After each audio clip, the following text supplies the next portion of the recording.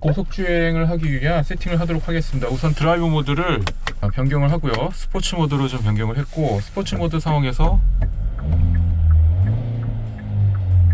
컴퓨터를 인스톨 했습니다. 차선 유지 보조 기능을 작동을 했고요. 고속주행을 할 때 제대로 되는지 확인을 해보도록 하겠습니다.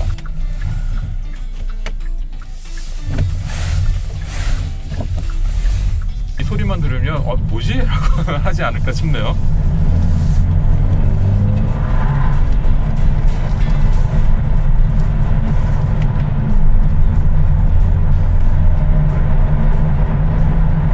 지금 5단이고요. 5단에서 변경을 했고,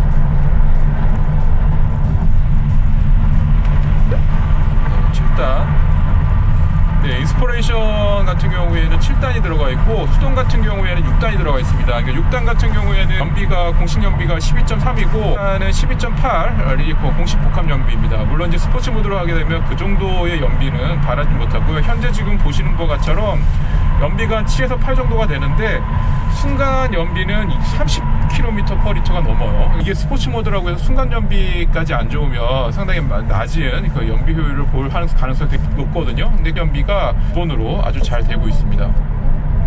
순간 연비 같은 경우도 그 20에서 한 30까지 왔다 갔다 하기 때문에 110km 정도에서 120 정도가 되면은 순간 연비가 얼마나 나오는지 그건 한번 체크를 해봐야 되는데, 우선 체크를 하기 위해서 현재 스포츠 모드입니다. 스포츠 모드에서 이제 순간 가속이 얼마나 나오는지 치고 나가는 속도를 한번 알아보도록 하겠습니다. 현재 연비는 리터당 12.7이고요. 체크를 한번 해보도록 할게요. 고속주행을 할 때는 스티어링 휠의 무게감이나 이런 부분들이 무겁게 되는 느낌이 좀 있어요. D 모드로 한번 해보도록 하겠습니다.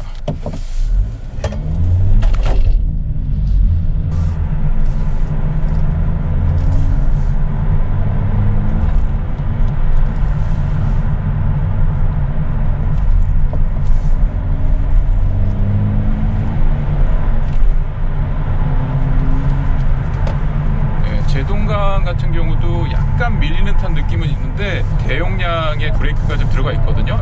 레브 매칭 값이 지금 구동이 돼서 바로 이제 이렇게 레브 매칭이 되는 거죠. 다시 한번 스포츠 모드 상황에서 스타트를 킥다운을 해서 얼마까지 나오는지 한번 알아보도록 할게요.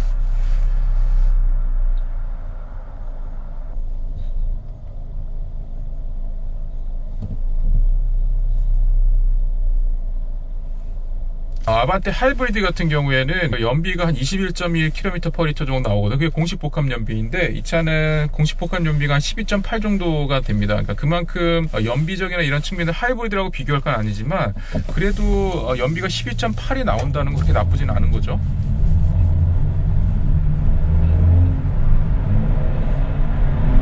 순간적으로 치고 나가는 속도라든지 이런 부분은 아주 좋아요.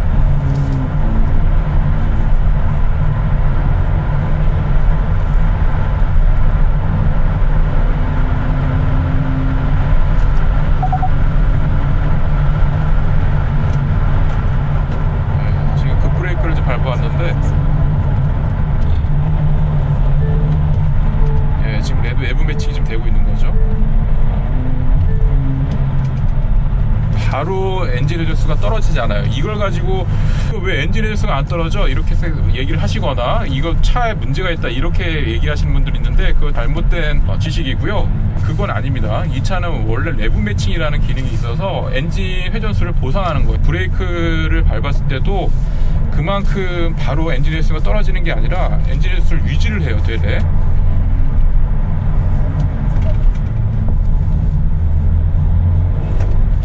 네, 요게 가장 큰 차이입니다. 그리고 방지턱을 이렇게 넘어가더라도 프리온 멀티링크가 들어가 있어서 퉁퉁거린다든지 이런 부분들이 이렇게 세진 않습니다. 바로 이제 회전수가 많이 안 떨어지는 거죠.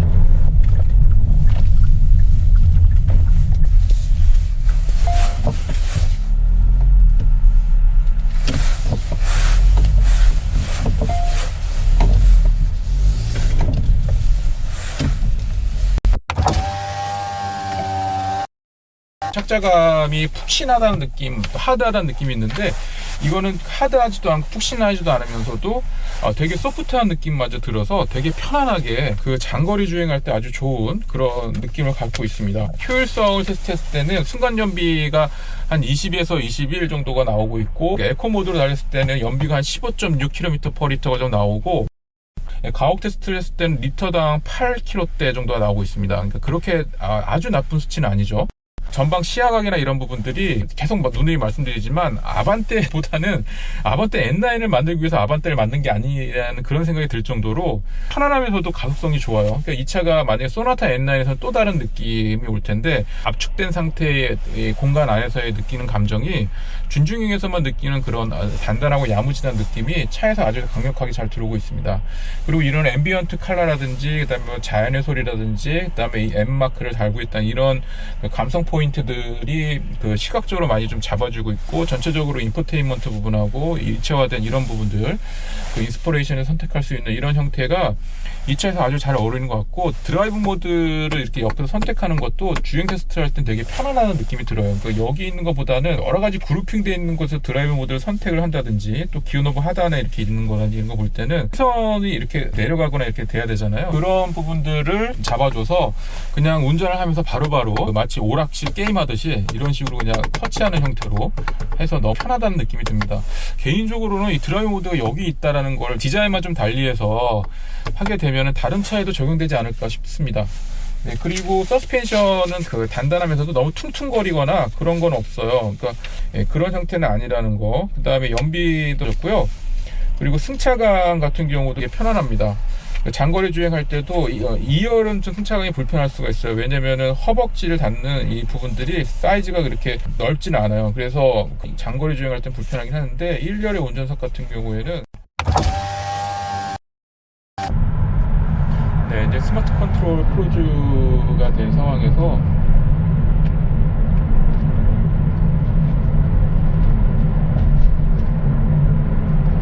이렇게 지금 세팅을 하고,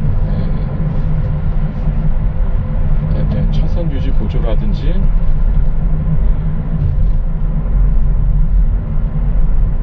바로 지금 60에서 이렇게 떨어졌죠.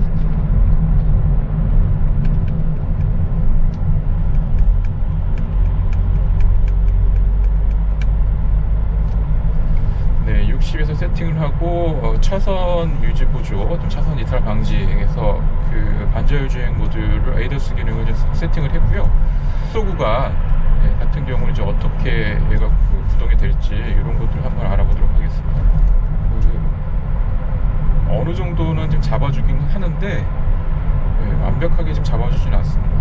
아무래도 고속도로 구간이 아니라 국도 구간이기 때문에 핸들을 잡아서 이렇게 나오죠. 그러니까 이 엘러트 기능이 너무 빨리 나오고 있어요. ADAS 기능이 좀 더 활용성 있게 좀 가려면 좀 더 이제 많이 좀 시간을 좀 늘려야 운전에 재미가 있는데, 그런 부분들은 좀 약하죠. 약 500m 앞 시속 60km 고정형 이동식 단속 지점입니다.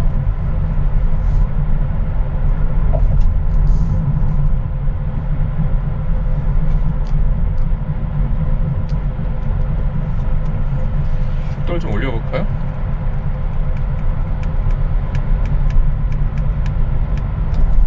네, 80으로 좀 올렸고요. 그 다음에 차선 유지 보조를 좀 하고 있고, 전방에 좀 차량이 있어요. 전방 차량이 있을 때 80km 속도를 계속 유지는 할 수 없기 때문에 약 500m 앞 시속 60km 과속 신호 위반 단속 구간입니다. 네, 500 과속 신호 위반 단속 구간이 좀 있어요. 당연히 이제 속도를 줄이죠. 현재 80으로 세팅은 되어 있지만 지금 전방에 카메라가 있기 때문에 속도가 이제 60으로 자동으로 이제 줄어든 거예요.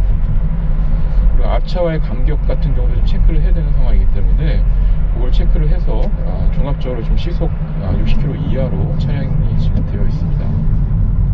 공조기 같은 경우는 듀얼 풀 오토 시스템으로 되어 있고, 버티냐 이런 부분들 기존 아반떼, 신형 아반떼하고 똑같습니다. N9이라고 해서 이 부분이 변경됐다든지 이런 건 없고, 단순히 이제 N 마크가 달려있는 기어 노브라든지 레드 스티치의 가죽이라든지 이런 부분들이 도어 트림부하고 시트, 매트하고 시트 부분들, 이런 부분들이 레드 스티치가 이렇게 들어가 있죠. 얘는 세미 버켓이긴 하지만 그래도 좌우측을 단단히 잡아줄 수 있는 볼륨감이 있는 그렇게 버켓 시트, 세미 버켓 시트가 되어 있고 여기도 이렇게 M 마크가 이렇게 붙어져 있습니다.